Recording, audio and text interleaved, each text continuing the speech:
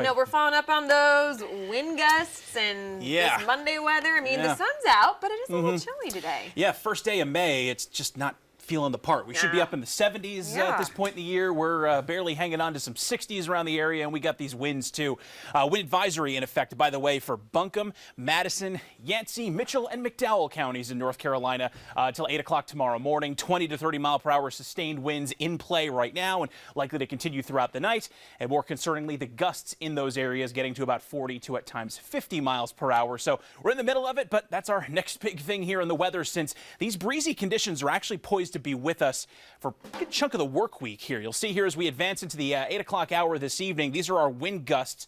They'll back off, but only slightly going into tonight. We're still gusting anywhere between 15 to maybe 25, even 30 miles per hour, especially in the wind advisory zone. And then we just repeat this whole process going into tomorrow afternoon.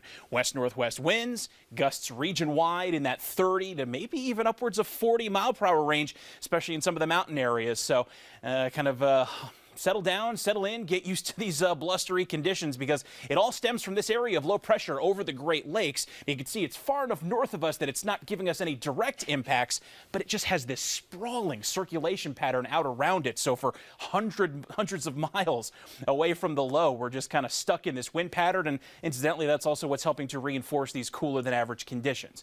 But here's the good news. No rain to worry about. Future track showing us going from 4 o'clock right now into the 7 o'clock hour this evening. Skies, any clouds that are out there should start to clear up pretty nicely. That'll take us into the overnight period as well. Again, less breezy, but still breezy going through tonight and on into tomorrow morning. A breezy, chilly start with a lot of our lows well down into the 40s. So that's what you'll be waking up to, but at least with sunshine first thing tomorrow morning.